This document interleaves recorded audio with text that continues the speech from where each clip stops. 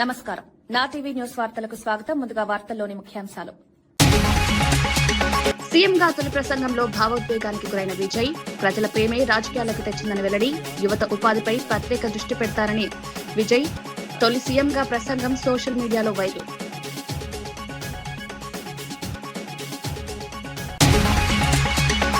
హైదరాబాద్ లో మోదీ సమక్షంలో ఘనంగా అభివృద్ది కార్యక్రమాలు. హెచ్ఐసిసి వేదికగా పలు ప్రాజెక్టులకు శంకుస్థాపనలు. తెలంగాణ అభివృద్దిపై కీలక వ్యాఖ్యలు. కట్టుదిట్ట భద్రత మధ్య జరిగిన మోదీ భారీ కార్యక్రమం.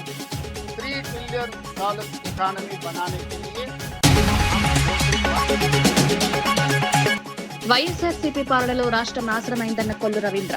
ప్రజాధనాన్ని దుర్వినియోగం చేశారంటూ విమర్శ. చంద్రబాబుపై అనవసర వ్యాఖ్యలు చేయొద్దని హెచ్చరిక. రాష్ట్ర అభివృద్దినే కూటమి ప్రభుత్వ దృష్టన్న కొల్లి.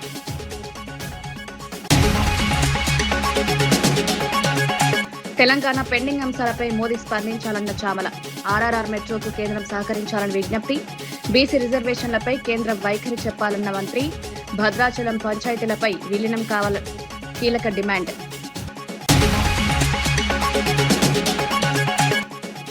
తెలంగాణకు కేంద్రం ఎంత నిధులిచ్చిందని ఎన్నం ప్రశ్న. గుజరాత్కే ప్రాధాన్యమిస్తున్నారంటూ విమర్శ. తెలంగాణ ప్రాజెక్టులపై కేంద్రం స్పష్టత ఇవ్వాలని డిమాండ్. రాష్ట్ర ఆకాంక్షలను గౌరవించాలని విజ్ఞప్తి. హైదరాబాద్ లో జరిగిన కార్యక్రమానికి ప్రధాని నరేంద్ర మోదీతో పాటు ముఖ్యమంత్రి రేవంత్ రెడ్డి హాజరయ్యారు. హెచ్ఐసిసి వేదికగా నిర్వహించిన ఈ కార్యక్రమంలో పలు అభివృద్ది ప్రాజెక్టులకు శంకుస్థాపనలు, ప్రారంభోత్సవాలు, దేశానికి అంకిత కార్యక్రమాలు ఘనంగా జరిగాయి. కేంద్ర, రాష్ట్ర ప్రభుత్వాల సమన్వయంతో చేపట్టిన మౌలిక సదుపాయాల ప్రాజెక్టులను ప్రజలకు మరింత అంకితం చేశారు. తెలంగాణ అభివృద్ది, పెట్టుబడుల ప్రోత్సాహం, మౌలిక వసతుల విస్తరణపై ప్రధానంగా దృష్టి సారించారు. ఈ కార్యక్రమంలో పలువురు కేంద్ర, రాష్ట్ర మంత్రులు, అధికారులు పాల్గొన్నారు. తెలంగాణను అభివృద్ది పదంలో ముందుకు తీసుకెళ్లేందుకు కేంద్ర సహకారం కొనసాగుతుందని ప్రధాని మోదీ పేర్కొన్నారు. जिस दिन इस देश का प्रधानमंत्री मनमोहन सिंह जी था, तब मोदी जी गुजरात के मुख्यमंत्री थे. 10 साल में गुजरात मॉडल इन्होंने बनाया इस देश के लिए. आज 4 करोड़ तेलंगाना जनता भी कोई उम्मीद रख के चल रहा है. जब मोदी जी इस देश का प्रधानमंत्री है, लोग मेरे ऊपर उम्मीद रखा है आने वाले 10 साल में तेलंगाना मॉडल बना के 2034 $1 ट्रिलियन इकोनॉमी रीच करने के लिए लोग उम्मीद रखा है. तो 2034 $1 ट्रिलियन इकोनॉमी अगर तेलंगाना रीच हो गए तो 2047 तक हम लोग $3 ट्रिलियन इकोनॉमी आसानी से हम पहुंच जाएंगे. इसके लिए जैसा मनमोहन सिंह जी मोदी जी को साथ दिए एज ए प्रधानमंत्री, आज हम 4 करोड़ तेलंगाना जनता के तरफ से मेरा गुजारिश है, मेरा रिक्वेस्ट है मोदी जी से, आप भी उतना ही आशीर्वाद इस तेलंगाना राज्य पे रहना है, तब हम तरक्की कर सकते हैं. और दूसरी बात, इस देश 140 करोड़ जनता है, मगर इस देश में 6 शहर बहुत अहम की बात है. Delhi, Mumbai, Bangalore, Chennai, Calcutta and Hyderabad. These are the growth engines of this country. अगर इस देश का इकोनॉमी बढ़ना है, नौजवानों को नौकरी मिलना है, इस देश दुनिया में नंबर 1 बनना है, तो ये 6 शहरों को तरीका से डेवलपमेंट, एम्प्लॉयमेंट, स्किल डेवलपमेंट, ये सब सारे यहाँ जोड़ना है. ये जोड़ना है तो आप एक प्रधानमंत्री कार्यालय में एक special task force, single window, हमारा परमिशंस, हमारा जो भी रिक्वेस्ट है राज्यों से, वो तुरंत क्लियर करने के लिए आप एक विभाग अगर रखे तो इस देश का तरक्की तेजी से आगे जाने वाला है. और उसके साथ साथ मैं बहुत बार आपसे भी मिला हुआ है, केंद्र मंत्रियों से भी मैं बहुत बार मिला हुआ है. कुछ काम हुआ, कुछ काम अभी चल रहा है, मगर जितना तेजी से चलना, आप जो सोच रहे हैं विकसित भारत, देश विकसित करने के लिए, भारत को विकसित करने के लिए जो तरीका से आप मेहनत कर रहा है, उतना ही तेजी से काम नहीं जा रहा है. तो तेलंगाना भी आपके साथ जोड़ना चाहता है. ప్రధాని నరేంద్ర మోదీ తెలంగాణ పర్యటనను స్వాగతిస్తున్నామని ఎంపీ చామ్మల కిరణ్ కుమార్ రెడ్డి తెలిపారు. గత బీఆర్ఎస్ ప్రభుత్వం రాష్ట్రాన్ని అప్పుల పాలు చేసిందని విమర్శించారు. వికసిత్ భారత్ విజన్ లో తెలంగాణ రైజింగ్ ను భాగస్వామ్యం చేయాలని ప్రధానికి విజ్ఞప్తి చేశారు. RRR, future city, metro phase 2, Musi ప్రాజెక్టులకు కేంద్ర సహకారం అందించాలని కోరారు. విభజన చట్టంలోని పెండింగ్ అంశాలు, బయ్యారం ఉక్కు ఫ్యాక్టరీపై స్పష్టతనివ్వాలని డిమాండ్ చేశారు. భద్రాచలం వద్ద 5 పంచాయతీలను తెలంగాణలో విలీనం చేయాలని కోరారు. బీసీలకు 42% రిజర్వేషన్ల బిల్లుపై కేంద్రం వైఖరి తెలపాలన్నారు. జాతీయ జనగణనలో కులగణన కాలం ఎందుకు చేర్చలేదని ప్రశ్నించారు. అప్పుల రాష్ట్రంగా తెలంగాణలో కాంగ్రెస్ చేతిలో పెట్టిపోయిన విషయం అందరికీ తెలిసిన విషయమే. ముఖ్యంగా వికసిత్ భారత్ 2047 దిశగా నరేంద్ర మోడీ గారు ప్రయాణిస్తున్నారు. రేవంత్ రెడ్డి గారు కూడా తెలంగాణ రైజింగ్ 2047 అనే అంశాన్ని తీసుకొని 30 ట్రిలియన్ ఎకనామీ ఏదైతే నరేంద్ర మోడీ గారు భారత ఆర్థిక వ్యవస్థను తీసుకుపోవాలనుకుంటారో 3 ట్రిలియన్ ఎకనామీ తెలంగాణని కూడా రేవంత్ రెడ్డి గారు తీసుకుపోవాలి. వికసిత్ భారత్ తెలంగాణ రైజింగ్ తో అనుసంధానంగా పనిచేయాలన్న విషయాన్ని ముఖ్యమంత్రి గారు పదే పదే చెప్తూ వస్తారు. పదే పదే చెప్పడమే కాదు, పలుసార్లు ప్రధానమంత్రిని కలిసిర్రు, మంత్రుల్ని కలిసిర్రు, ఎన్నో అంశాలు తెలంగాణ అంశాల గురించి చర్చ చేసిర్రు.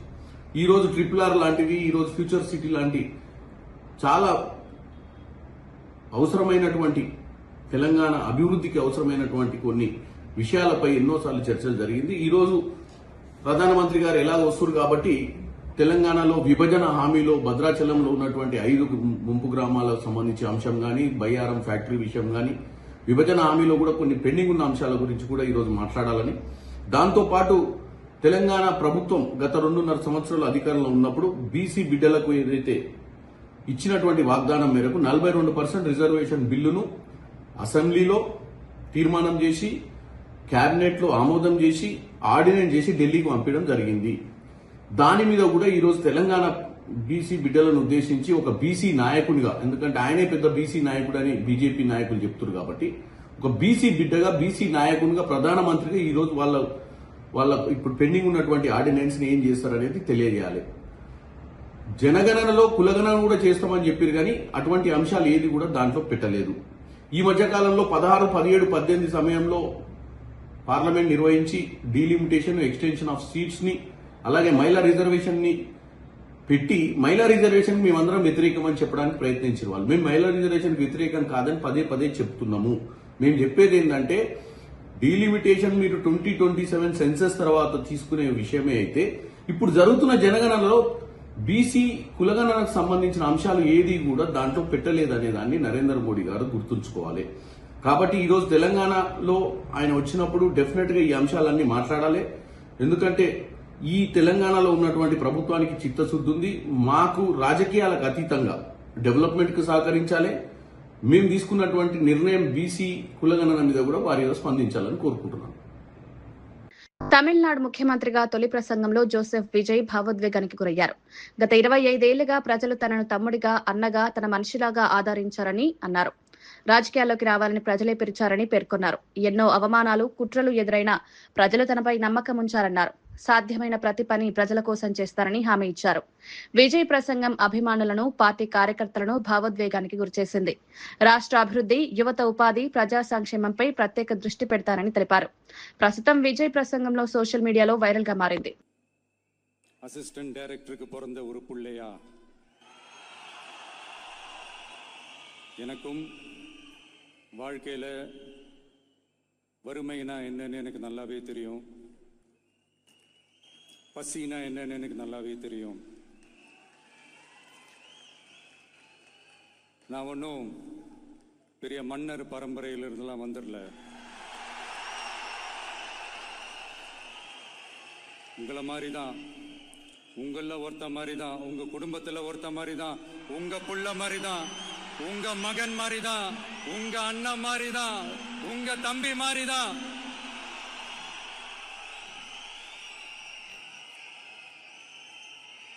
அப்படிதான் நான் உணர்றேன். நீங்களும் என்ன அப்படி நினைச்சதுனால தான் சினிமாவில் எனக்கு ஒரு மிகப்பெரிய ஒரு இடத்த ஒன்று கொடுத்தீங்க. அதையெல்லாம் விட்டுட்டு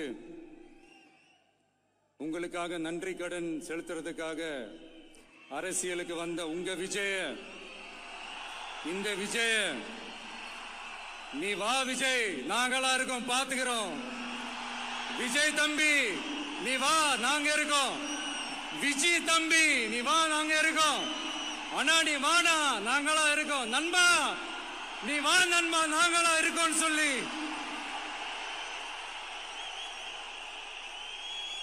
அவ்வளவு அன்பா அவ்வளவு உறவா என்ன ஏத்துக்கிட்டீங்க. இந்த நேரத்தில் இதை நான் சொல்லணும். இந்த டிராவல்ல இந்த ப்ராசஸ்ல எனக்கு எவ்வளவோ கஷ்டங்கள், எனக்கு எவ்வளவோ இந்த அவமானப்படுத்தினதெல்லாம் ஒரு பக்கம் இருந்தாலும் எனக்காக கூட நின்ன உங்களுக்கும் அதே மாதிரி கஷ்டங்கள், அதே மாதிரி அவமானங்கள்,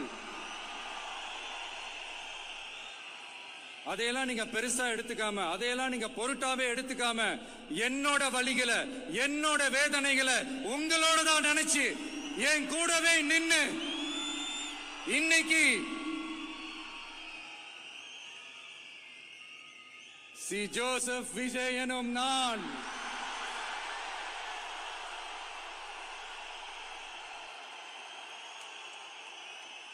அதை உண்மையாக்கி இருக்கிறீங்க. உண்மையிலே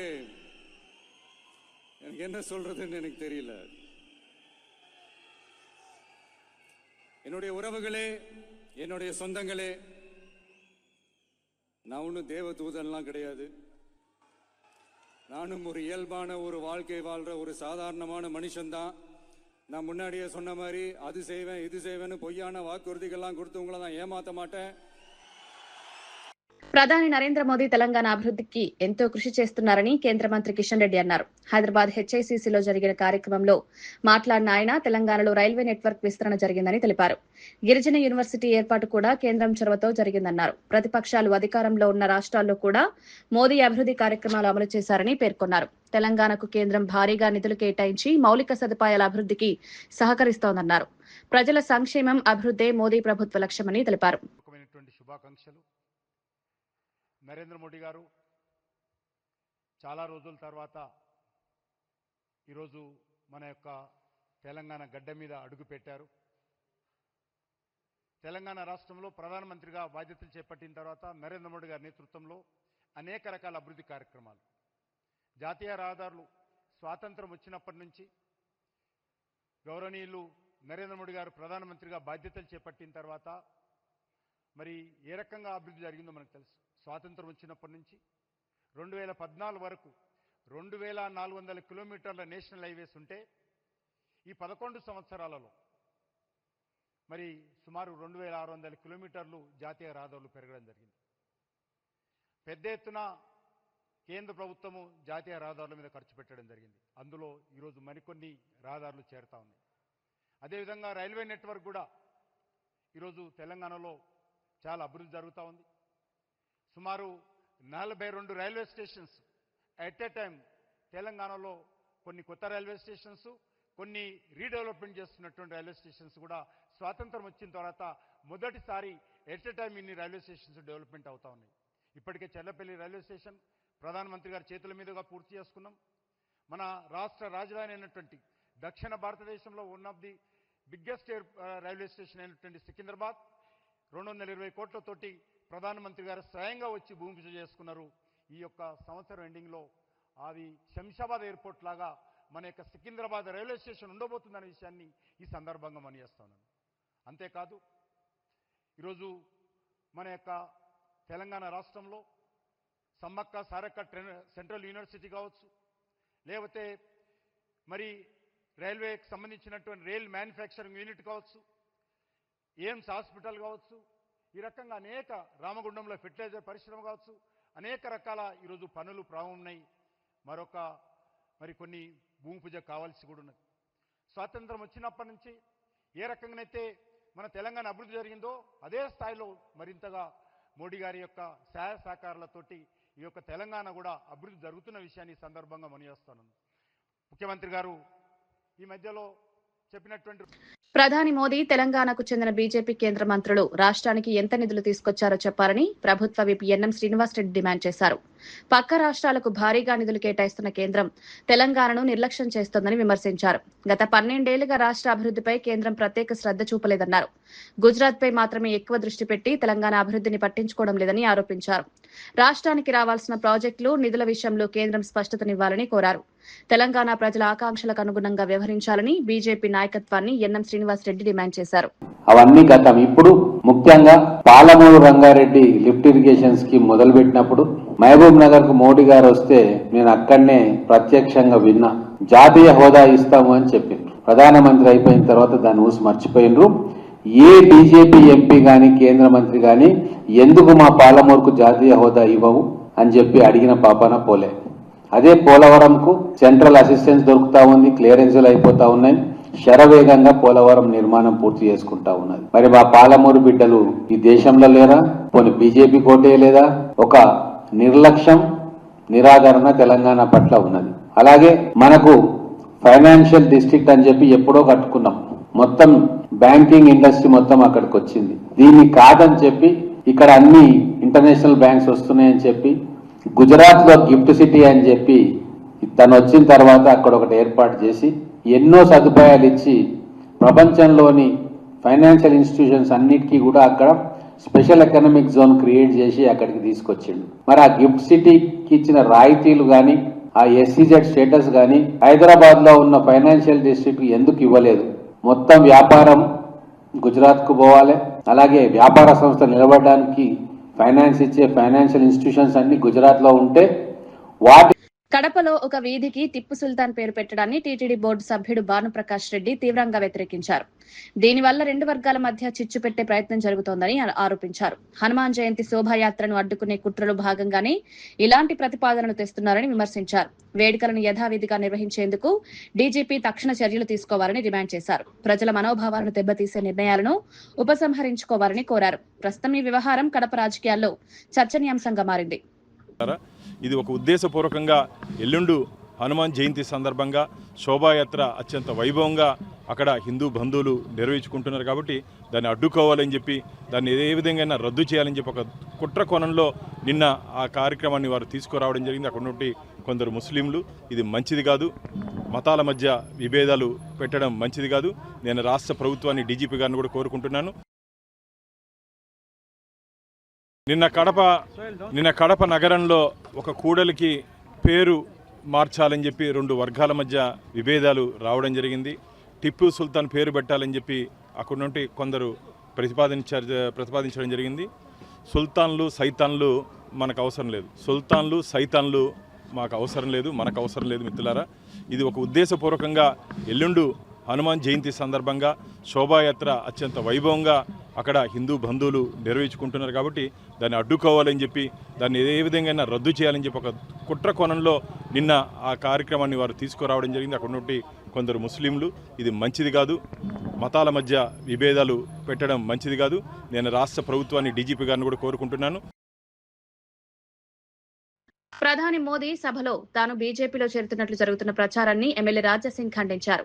తన పేరుతో ఫేక్ అకౌంట్ సృష్టించి తప్పుడు వార్తలు ప్రచారం చేస్తున్నారని మండిపడ్డారు. ప్రస్తుతం తాను ఏ పార్టీలో చేరడం లేదని స్పష్టం చేశారు. భవిష్యత్తులో పార్టీ మార్పుపై నిర్ణయం తీసుకునే అవకాశం ఉందన్నారు. తెలంగాణలో స్థానిక నాయకులకు స్వేచ్ఛ, గౌరవం ఇస్తేనే బీజేపీ అధికారంలోకి వస్తుందని వ్యాఖ్యానించారు. సోషల్ మీడియాలో తప్పుడు ప్రచారాలు చేసే వారిపై చర్యలు తీసుకోవాలని డిమాండ్ చేశారు. నా జిల్లాలో మీదే హవా నడపాలంటే అది కాదు. నా కాన్స్టిట్యున్సీలో నా జిల్లాలో మీ వ్యక్తులని మీరు అపాయింట్ చేస్తారంటే అది కూడా నాకు నచ్చదు. ఒకవేళ రాజా సింగ్ మీకు అవసరం ఉంటే మీరు పిలవండి, కానీ ఫ్రీ హ్యాండ్ ఇస్తేనే నేను భారతీయ జనతా పార్టీలో చేరుకుంటాను. కానీ ఇవాళ కాదు, ఈరోజు కాదు. నేను పక్కా తెలంగాణలో బీజేపీ గవర్నమెంట్ రావాలని నాలాంటి ల్యాక్స్ ఆఫ్ బీజేపీ కార్యకర్తలు ఉన్నారు. కానీ అది ఎప్పుడు అవుతుంది? అది మీ ఈగోయిజంని పక్కా పెడితే, ప్రతి ఒక్క ఎమ్మెల్యేకి ప్రతి ఒక్క ఎంపీకి ఫ్రీ హ్యాండ్ ఇస్తే, మన పార్టీలో ఉన్న సీనియర్ నాయకులకి మర్యాద ఇస్తే, బీజేపీ కార్యకర్తలకి మర్యాద ఇస్తేనే తెలంగాణలో భారతీయ జనతా పార్టీ గవర్నమెంట్ వస్తుంది. కానీ ఇవాళ జరుగుతున్న ఆ ఫేక్ న్యూస్ నేను ఖండిస్తున్నాను. నేను ఇవాళ బీజేపీలో వస్తాను, ఇవాళ లేకపోతే రేపు. కానీ మా నాయకులు మూడోసారి ప్రధానిగా ఎన్నికైన తర్వాత తెలంగాణకు తొలిసారి వస్తున్న ప్రధాని మోదీకి స్వాగతం పలుకుతున్నామని ఎమ్మెల్సీ అద్దంకి దయాకర్ తెలిపారు. ప్రధాని పర్యటన రాష్ట్రానికి మేలు చేస్తుందని ఆశాభావం వ్యక్తం చేశారు. ముఖ్యమంత్రి రేవంత్ రెడ్డి, మంత్రివర్గ సభ్యులు రాష్ట్రానికి సంబంధించిన పెండింగ్ అంశాలపై ఇప్పటికే కేంద్ర పెద్దలను కలిశారని గుర్తు చేశారు. రాజకీయాలకు అతీతంగా తెలంగాణ సమస్యలను పరిశీలించి సానుకూల నిర్ణయాలు తీసుకోవాలని కోరారు. రాష్ట్ర అభివృద్ధికి కేంద్రం పూర్తి సహకారం అందించాలని విజ్ఞప్తి చేశారు. తెలంగాణ ప్రజల ఆశలు నెరవేర్చేలా ప్రధాని స్పందిస్తారని ఆశిస్తున్నామని అద్దంకి దయాకర్ పేర్కొన్నారు. కేంద్రం, రాష్ట్రం కలిసి పనిచేస్తే తెలంగాణ వేగంగా అభివృద్ధి సాధిస్తుందని అభిప్రాయపడ్డారు. గత ప్రభుత్వం మిగులు రాష్ట్రంగా ఉన్నటువంటి రాష్ట్రాన్ని అప్పుల రాష్ట్రంగా తెలంగాణలో కాంగ్రెస్ చేతిలో పెట్టిపోయిన విషయం అందరికీ తెలిసిన విషయమే. ముఖ్యంగా వికసిత్ భారత్ 2047 దిశగా నరేంద్ర మోడీ గారు ప్రయాణిస్తున్నారు. రేవంత్ రెడ్డి గారు కూడా తెలంగాణ రైజింగ్ 2047 అనే అంశాన్ని తీసుకొని 30 ట్రిలియన్ ఎకనామీ ఏదైతే నరేంద్ర మోడీ గారు భారత ఆర్థిక వ్యవస్థను తీసుకుపోవాలనుకుంటారో 3 ట్రిలియన్ ఎకనామీ తెలంగాణని కూడా రేవంత్ రెడ్డి గారు తీసుకుపోవాలి.